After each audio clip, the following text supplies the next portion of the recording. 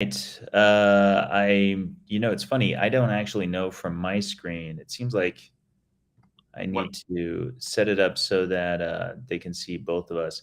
For anybody who's listening, this is my first foray into using this platform, and I think Nick is the one who's pinned at the moment. Yeah, I Um, can see you. Okay. No, people don't want to just look at my face. My hair's all messy. I actually just got a haircut too. oh, no kidding. Yeah, no. So I'm gonna try like some different settings here, but this is sort of our first attempt at trying to do this. Um, for anybody this is being simultaneously streamed to both YouTube and to the Facebook groups. And as I understand, if you post a comment either in the YouTube or Facebook groups, it should show up in this little combined stream that I have over here. So feel free to throw in a comment or a question for both of us. We're here to talk about the paper, and we're going to be talking for about half an hour. The one question that came up, as you know, it kind of came up with both Ethan Weiss online, and Filippo was also mentioning it on Facebook. But this one kind of comes up a lot, and it's one of those things where, oh, you know what? I think I see how it. I see. I can actually just control it from here. And it's understandable because I think a lot of people believe that the lipid energy model is supposed to explain entirely what's influencing LDL levels. And I feel like we're making headway, but we can always use just a little bit more reemphasis that what we're trying to nail down with the lipid energy model is what we feel is a very strong, if not predominant, influence on LDL levels, but that we likewise acknowledge there are many things that influence your standing LDL levels.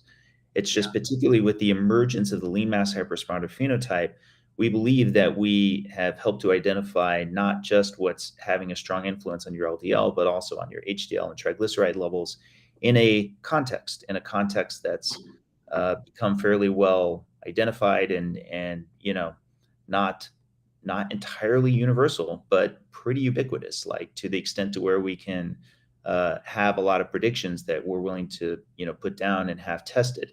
But again, it's a model. As with all models, they're incomplete. They're not going to encompass every possible thing. But do we think that it has a lot of the predominance that we can point to? I would say so, wouldn't you? Yeah. So just to clarify what the question was, and now you're just. Oh, I think it goes between us, I, depending on who. I I did it. Actually, I was able to control that part. Great. Okay.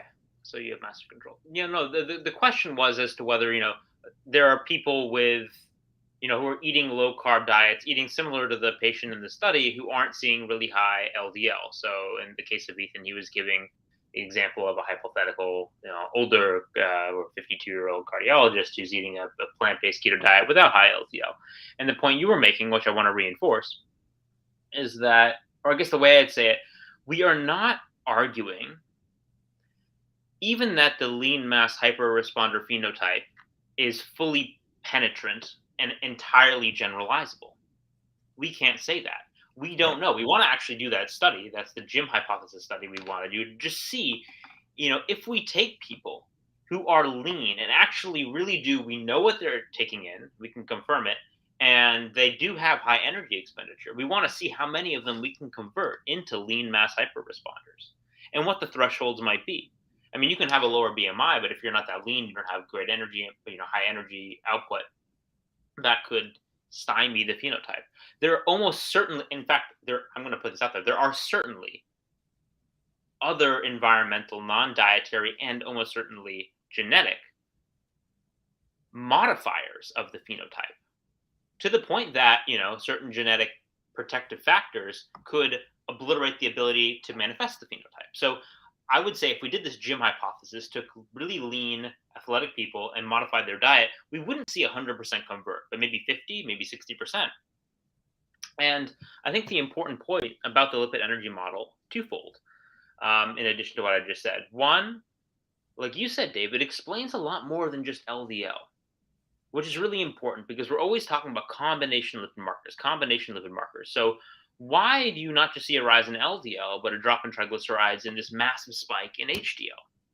And two, and I think this is the most important point, It's actually proposing a bold new idea to explain a bold new hypothesis, because right now nobody understands lean mass hyperresponders. They don't.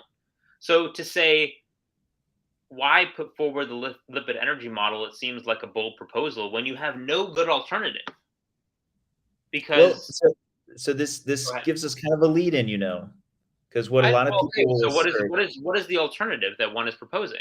Because well, it's evidently a lot not saturated fat, that's and what that's what a genetic lot of people are manipulation. going to say, which is why we liked this case study, right? Is it's assumed that generally speaking, the predominant increase of LDL that's observed in those people going on a low carb diet can be explained predominantly by saturated fat. That is the crux, the highest forcing variable of exposure. And that's why we liked this case study, because this is, you already know this. I feel that we need to take into account both the unsaturated fat side of the ledger and the fiber side of the ledger. And that's kind of why I like this case study, because this was a diet that was composed a lot less of saturated fat, but also, relatively speaking, compared to, say, a plant-based low carb diet, was actually much less in fiber, Yeah, relatively speaking.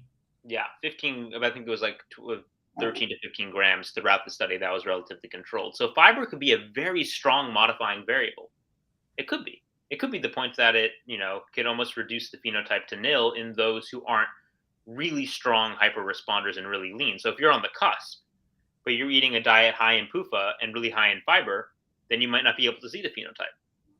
Um, so yeah, I mean, for those who want to kind of delve into that, that's in the case report. The last point I want to make about the lipid energy model is that what I love about it, it's so easily falsifiable. And in the paper we're writing right now, we want to like put out a list of like, here are the things you can do to rigorously test it. And we are willing, I'll put this, and I know I can speak for both of us when I'm saying we're willing to collaborate with anybody who's serious on doing genuine experiments to try to falsify this model. We want to be your partners in trying to falsify it, because that's what science is about, trying to Yes. disprove the null hypothesis. So, like, that's the whole point.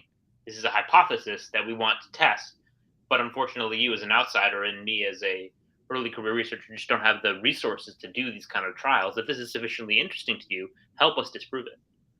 That's the But challenge. of course, while we can't, reveal everything that's going on behind the scenes, both Nick and I are much more optimistic that we may have some traction in the near future. We're definitely connecting with some people that are fairly highly placed, and that's been kind of nice. So it looks like we have Yeah. a question coming in. This is from Science and Bias. Saturated fat seems to be ruled out way back in the 90s in a Harvard study. Uh, Heart attacks related to high triglycerides, low HDL, to saturated fat was identical between quartiles. Hmm. Um, and I don't know what that exact Harvard study is. Maybe if you have a link to it, or if there's a title.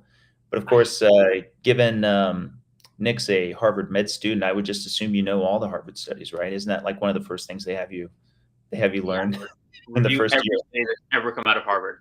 Um, So my interpretation, and science and bias can put up the clarification if I'm wrong in my interpretation. It sounds like he's talking about the impact of saturated fat, maybe on cardiovascular risk, because I think it's pretty clear that, especially in the general population, saturated fat does raise LDL. In LMHRs, I think all things being equal, if you just modified saturated fat, it would increase LDL. I don't think it accounts for the majority of the LMHR phenotype. But again, Right. in the general population, saturated fat does raise LDL. That's clear.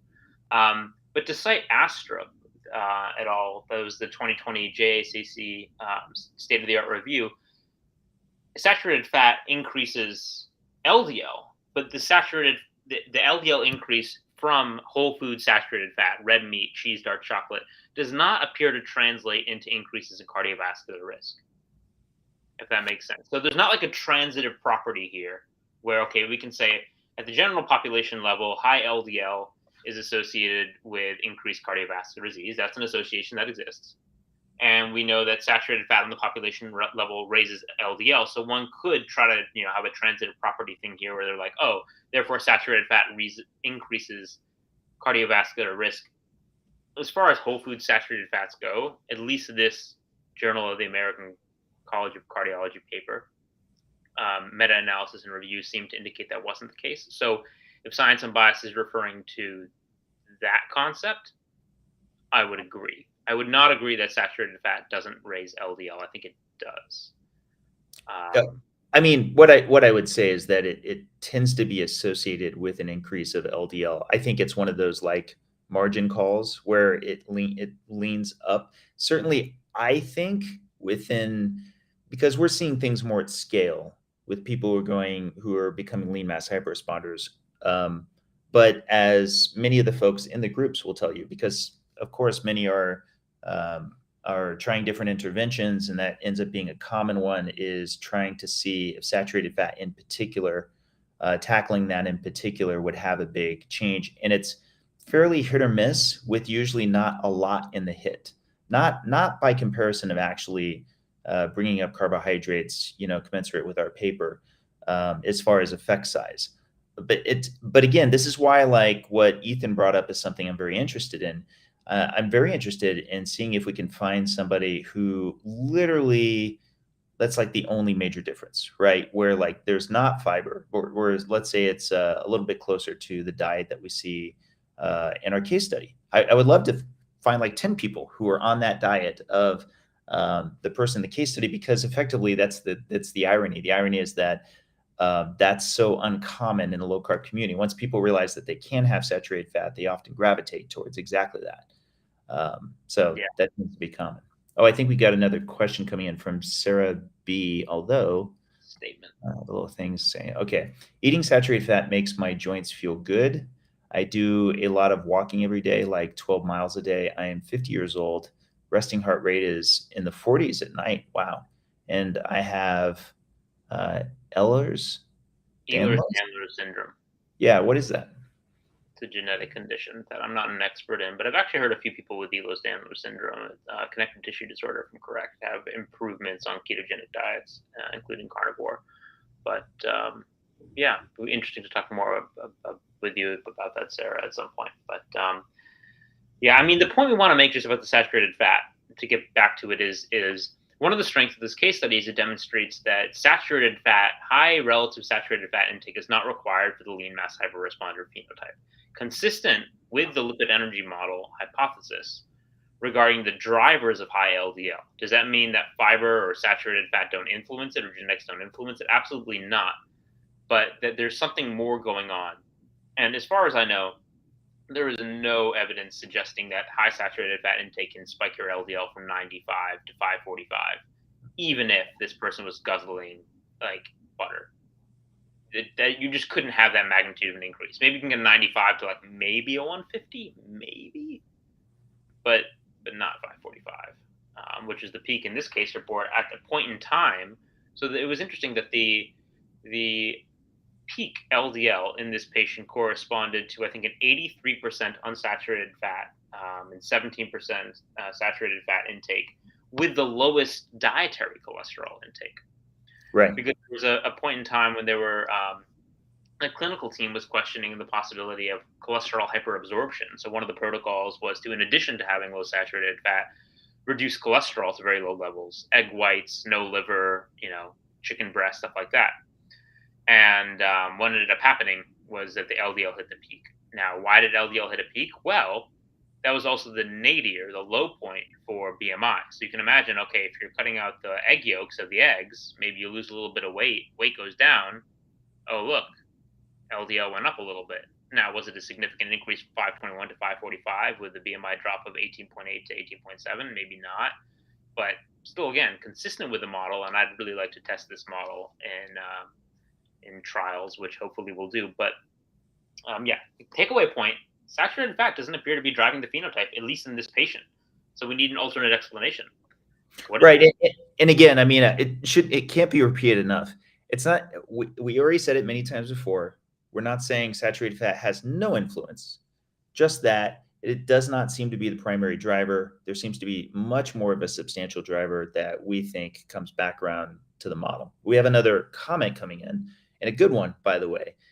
Is it important, or I guess it is phrased as a question, but is it important going forward to measure leanness more precisely than BMI when investigating this model?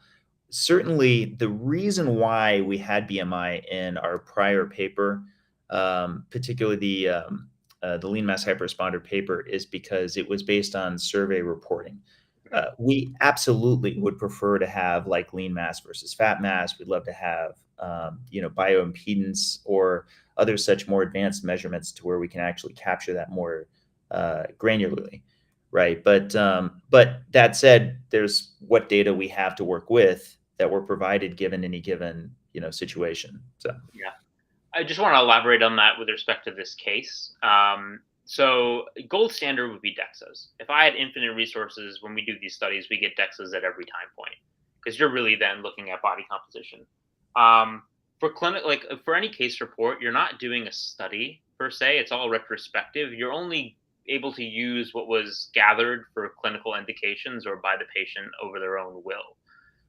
So in this case, the data we had available was basically either caliper measurements, because you can give a patient a caliper, or the scale that was being used, and this was reported in the paper, was a Withings bioimpedance scale.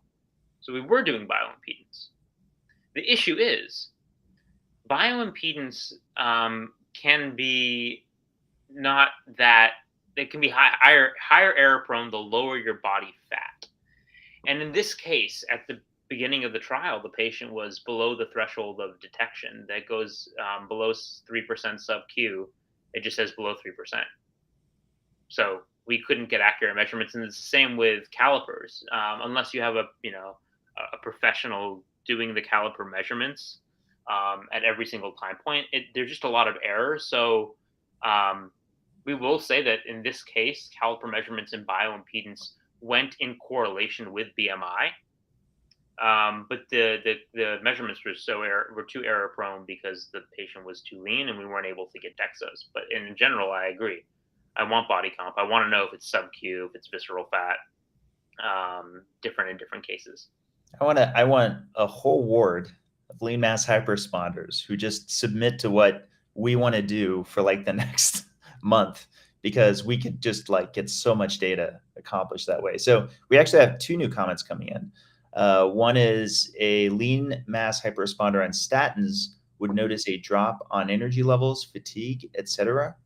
The energy delivery system would be affected, correct? Question mark. So this is certainly something we talked about privately. It's worth emphasizing a couple of things. One, to be sure, while it's commonly known, statins impact HMG co-reductase, so have a rate limitation in ultimate secretion. What's not as well known is that they also ultimately result in greater uptake. There's actually more that's taken up as well. So that's kind of relevant to us as far as what's inbound into circulation and then also what's outbound. Presumably, if it limits inbound, that would potentially have an impact. Maybe not as much outbound. We don't know for sure, but it is something we are actually looking into. Yeah. So that's one study we've discussed as a randomized crossover placebo-controlled trial with lean mass hyperresponders to see how various drugs affect their energy output. That would be a great tested lipid energy model. Again, this would be a multi-million-dollar study, and I don't have a lot of that money in my pocket. But if there's any multimillionaires watching this right now, please, again, we want to falsify our model. But another thing I want to do, and I'll just kind of put this out there because this isn't actually. I was going to call you later, Dave, to talk about this idea because we have a couple things in the pipeline. What we could do, and I'd love to do this study, is because a lot of LMHR patients are obviously clinically indicated for lipid-lowering medications. I'd love to do a crossover trial with even a small population of LMHR. Imagine we had 10 LMHR and we use different drugs in sequence. So maybe a statin for 2 weeks, 2-week washout,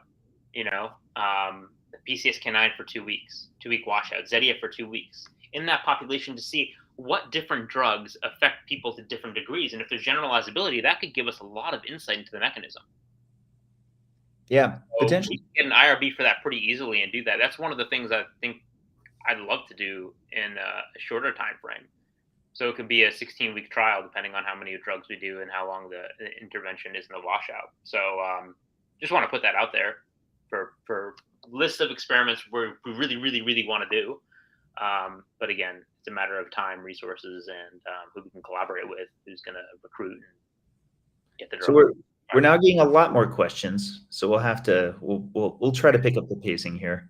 Um, I found it odd that you wrote a paper revolving around influence of BMI on LDL and yet did not discuss or reference the existing body of literature on hypercholesterolemia in low BMI individuals suffering anorexia.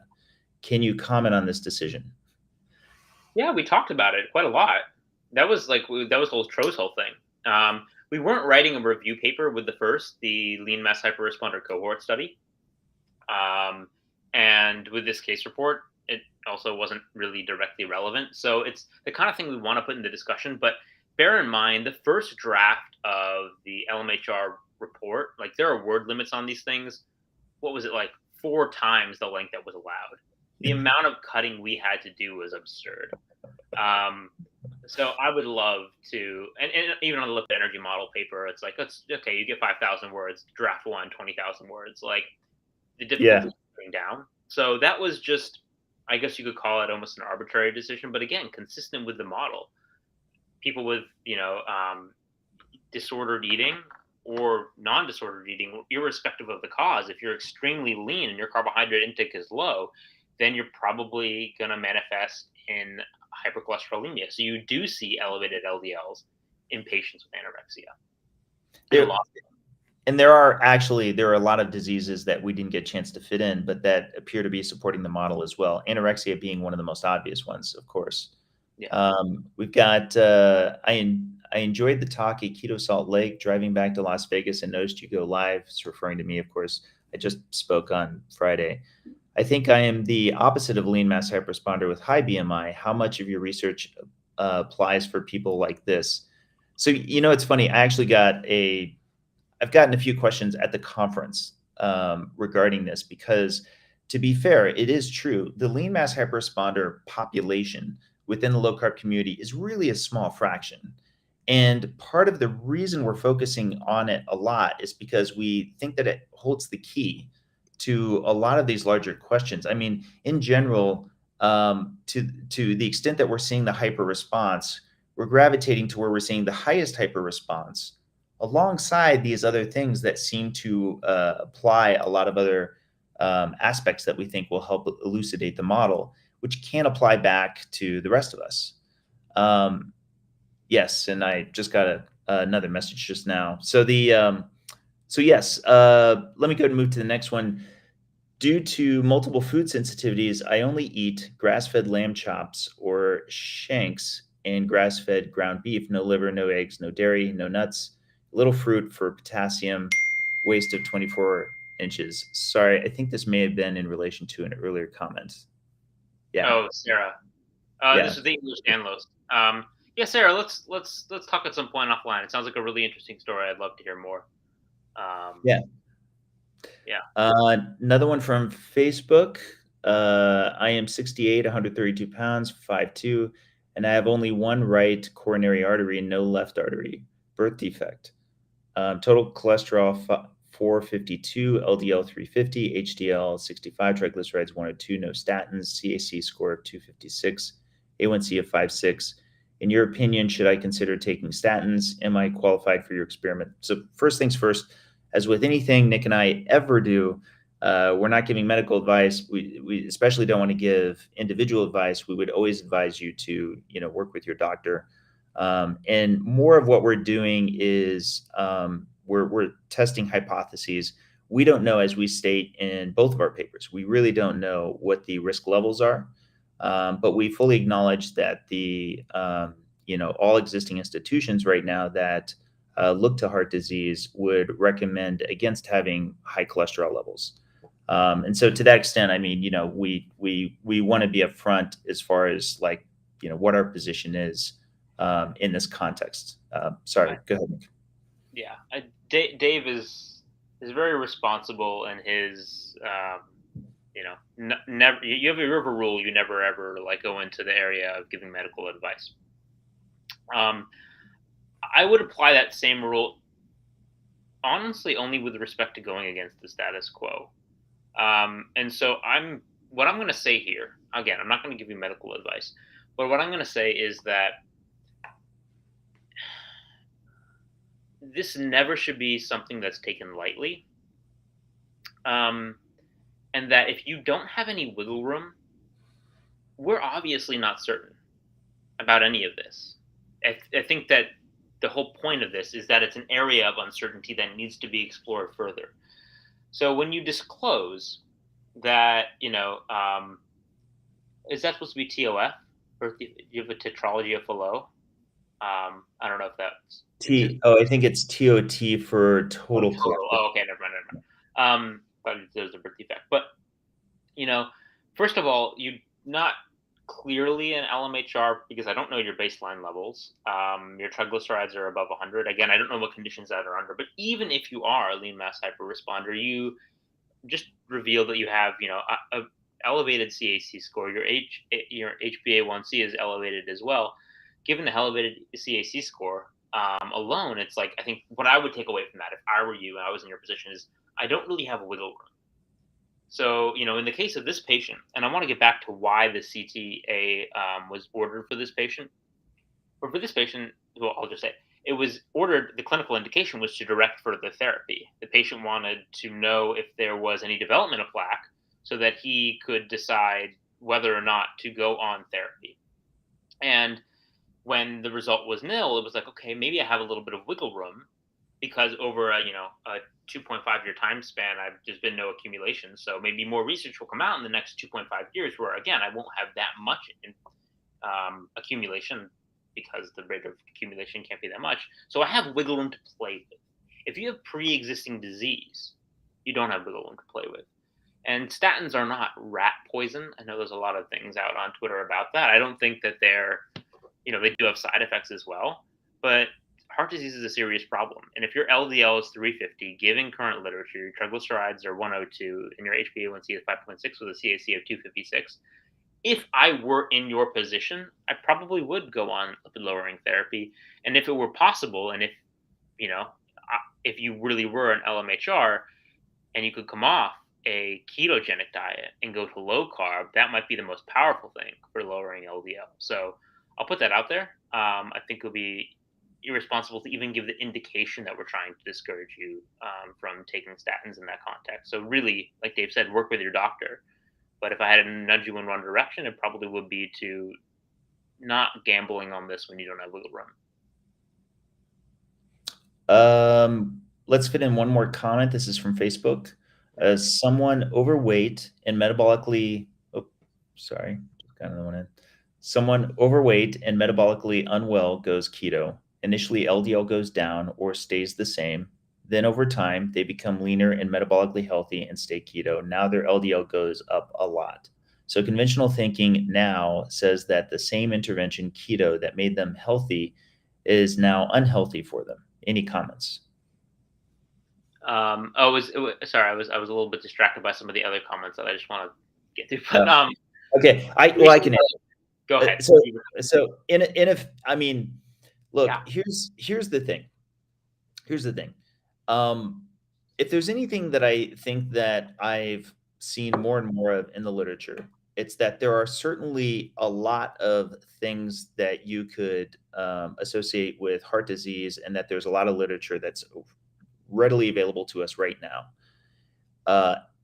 A lot of those are metabolic syndrome, the big five, right? Waist to hip ratio, high fasting glucose, hypertension, and of course, ones we're very interested in, low HDL and high triglycerides. All five of those have extraordinarily high association, not just with cardiovascular disease, but all-cause mortality. And so I think for even people who are very, very pro-lipid hypothesis, they can look at a lot of the existing literature to see what those hazard ratios are in comparison to what I just mentioned, on top of many other factors. And I know people in my own family who face the same thing. They're like, wow, I feel really great. I've gotten rid of all these risk factors, but my LDL is high. I personally feel very strongly about LDL being, at least somewhat of a problem. Can I at least quantify how much of a problem it is? And to that extent, the good news is we have a lot of studies out there that when you can see them in comparison to others, you can see where they stand. And it's not controversial to say that generally speaking, it tends to stand much lower than those other things that tend to be associated with metabolic health. So it's up to you to kind of decide, where the line is for you or to this person that you're talking about as to where to take it to next. But that's part of what became part of my calculus. Now, somewhat to what Nick was just now saying, that doesn't mean that I just ignore my high LDL, even though I love keto and even though I love that I feel so much better on it and I resolved symptoms that I was heading in the direction of, particularly towards being diabetic. I'm not completely cavalier about the high LDL. It's what led me into this journey to want to find out so much more. So in the meantime, it's still more of a wait and see as we get a bit more data coming in. There's a comment that just came in that I actually want. I don't want to say who it was because I'm not trying to single them out or criticize them. But the comment was because I said statins aren't rat poison. Warfarin is rat poison, but that's a different discussion.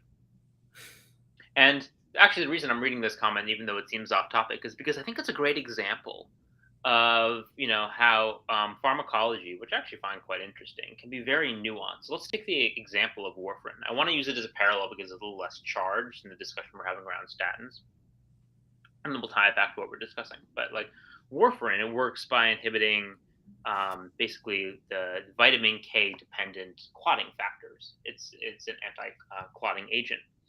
And depending on people's background genetics or disease states, it can have very different effects. So when you give warfarin to someone who has like a protein C deficiency, you can get warfarin skin necrosis. You can Google that. Like, it's not something you want. It can be a really big problem. But there are other conditions like antiphospholipid syndrome, where other options like DOACs are contraindicated, and warfarin is the first line.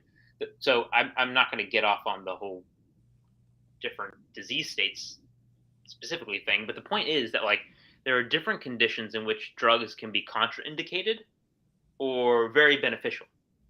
The same drug for the same apparent, basic indication, and I think that really ties well to LMHR and high LDL, where it's like there can maybe be different causes of high LDL and different interventions that have different efficacies. For example, I would argue, all things being equal, you probably can do more with the sweet potato than you could do with a statin in a lean mass hyperresponder. We know lean mass hyperresponders that have gone on statins and had very negligible changes. Is that the standard? I don't know. But we also know lean mass hyperresponders who have added a sweet potato per day and had their LDL drop by 400. So it really does come down to the individual patient sitting in front of you, and not making generalities of this is rat poison, this is the holy grail drug. But kind of thinking mechanistically and about the person in front of you, the pros and cons, and weighing those so that you can make a targeted decision. I just want to point out there's a lot of variables in any individual patient case. So when we're putting out a case report like this, the point is not to prove anything with an n equals 1, but to say, like, look, what we're talking about has relevance to clinical medicine. These are hard decisions. There's a lot of factors involved. And don't forget the patient that's, behind the model and the theory and the speculation. So, when talking about warfarin, that's actually where my mind went. Even if it's a leap. Well, I think we've got to wrap up here shortly. Did you have any remaining comments? I did. Three things that I've just seen come up, and this is going to save me time because otherwise I'd have to go try to write something about it. And so I'm going to consolidate here. And my three big points after watching for the last 48 hours, my reflections are: reflection number one, think about what data need to be prioritized in this paper. What is the paper really saying? And the data to prioritize, I mean, there's lots of things. We have the saturated fat, we have the BMI, we have the CT angiogram. Prioritize the saturated fat and the BMI. I think that's the most compelling. That's kind of the point of the case report. That's what the title is focused on, that the lean mass hyperresponder phenotype in this patient, we have pretty compelling, as far as n equals 1 data go, data suggesting, BMI is a pretty strong determinant, again, consistent with our last report, whereas saturated fat, again, consistent with our last report, might not be that strong a factor. I think, if you go to the paper, and especially if you want to go to the supplement and just take a look at the pictures, the representative pictures of what the patient was eating, like you look at that LDL 545 picture, you'll see avocado, macadamia nuts, chicken, salmon, and olive oil, which is pretty representative of what the patient was eating. Like that was the diet. So we want to, that was the point of the case report, not the CT angiogram, which is my second point.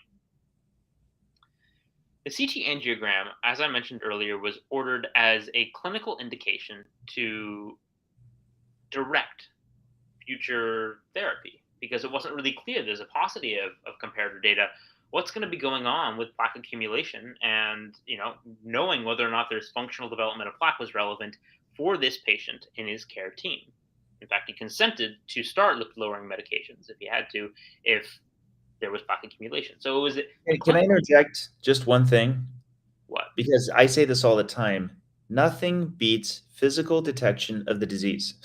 Nothing. Whatever markers you're getting or anything like that, they're markers of what you're trying to look for. But this is why a CT angiogram is so great, because you're looking right at the actual atherosclerosis or lack of atherosclerosis. So yes, I think that's such a great move, and especially now that these machines are so low dose. Right. And it also distinguishes between the question we came up earlier versus this patient. It's like this patient it has buffer room, had clear scans. But if you have a positive CAC or a positive CTA, you might be a different case because we know you have plaque in your arteries. So, the purpose of the CTA in this case was to direct the care of an individual patient for whom it was unclear if there would be plaque development. So that was, one could almost call it an incidental finding, and obviously something that when we're writing up this case report, we need to include because it's super relevant. We're not going to exclude it. But the point was not to use an N=1 to prove anything about LDL and risk. It was, in which we state constantly. The benefit of retrospect, there was no way to know. With the scan, it still doesn't say, okay, there's no risk. But it advocates for the fact that more research is needed on this group. That's all it's doing. There's no proof. It's just, I think I'll put up a tweet about this. An N=1 should never be interpreted as being like, aha, we proved it, but rather, that's interesting. And so that's the most you possibly could say about the CTA scan. But of course, we had to include it, or it made sense to include it. It would be weird to exclude it. And if it was a positive result where there was plaque accumulation, we would have reported that as well. That's my second point. The last thing I want to say is about the genetics, because we didn't actually get to include that in detail in the paper. We mentioned that there were no genetics to explain the phenotype. I just want to elaborate on exactly what we did, because a lot of what effort went into assessing the genetics beyond just a basic panel. First, a whole exome sequence was ordered. This was provided by Veritas Genetics. Whole exome sequence is like everything but the introns in the genome. And you get this huge VCF file that is the whole exome and a geneticist report, which was 144 pages long. It then got looked over by other geneticists. So we couldn't really include details from the 144-page report, but rather just comment that, there were no pathogenic variants that could explain the phenotype. What we also did is we wanted to get secondary analyses by GB Health Watch, which is the service that's going to be performing the genetic analyses for the lean mass hyperresponder study. So we wanted to be consistent with the lean mass hyperresponder study. Of note, this patient is not in the lean mass hyperresponder study. We wanted to keep these groups separate. Again, huge panel. There's always going to be findings. Everybody's going to have SNPs. And so the identity of the SNPs are really what's meaningful. And I can just give a few examples because, again, there's always going to be some results. But what I found really interesting about the results was either they were just confirming things that we already, were presenting in the case. So, for example, one finding was a SNP SLC22A1. The ClinVar code, the RS code was 2282143. And it's a missense mutation that can increase Lp(a), which is consistent with this presentation because Lp(a) was high at baseline on a mixed diet and was high in the father. So it's a paternally inherited missense mutation that presented in this patient. But I thought we also saw, for example, genes that would bring high triglycerides. So that was the other thing. When you look at the risk genes, For example, there was one. There was one ApoA5 variant, heterozygous, risk factor, and then one LPL variant, heterozygous risk factor, each for high triglycerides. And then there was a variant for low HDL. So when you look at the variants and you compare them to the phenotype, the variants, first of all, they're variants of unknown significance. There was no like known pathogenic variant. There was nothing in ApoB. There was nothing in PCSK9. There was nothing in the LDL receptor.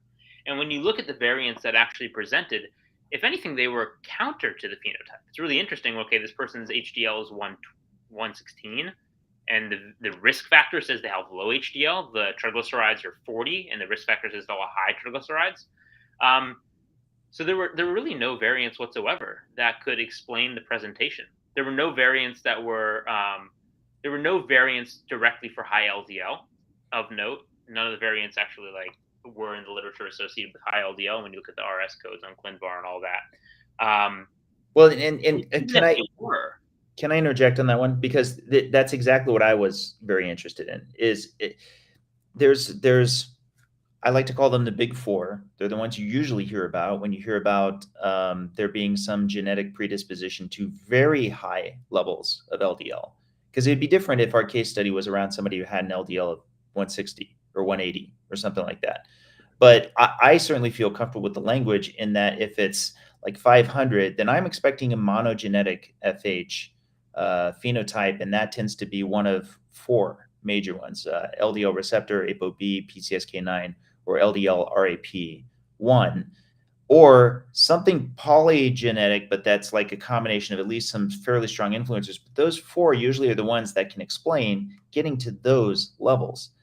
And again, as those who are in the space know, you start out with that. That's also why we have the study, the lean mass hyperresponder study out of Lundquist, designed the way it is, because even though we're going to be doing genetic testing on everybody, we're pretty confident that they don't have one of these monogenetic ones, because they would have had to start at less than 160 before and then see an increase of 50% or more after going on a ketogenic diet. It's probably not going to be a lot of people with monogenetic FH, although I can't say that I know for sure until we get the data coming back. But that's why in this case study, I'm mainly wanting to look at the top lines with those when you're getting to scales this high.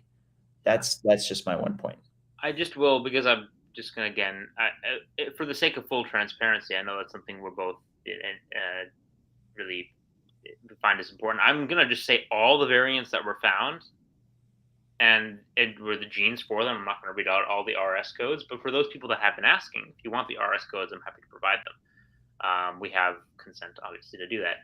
ABCG8, ApoA5, CBS, CDK, N2B, AS1, LPL, and SLC22A1. Again, most of these were predictive of either hypertriglyceridemia or other things that have already been ruled out, like cysterolemia or homocystinuria, high homocysteine, which again doesn't present in this case. So all the things that these things could have manifested in are ruled out by the clinical presentation, Right. And confirmed by geneticists. So I've been enjoying seeing people's responses. It's been a fun time. And again, this is just a teaser. This was like kind of like a appetizer of what's to come to hold people over for the next course. So I'm super excited about when the LEM comes out, lipid energy model paper. I think we're both like, that's our co-baby.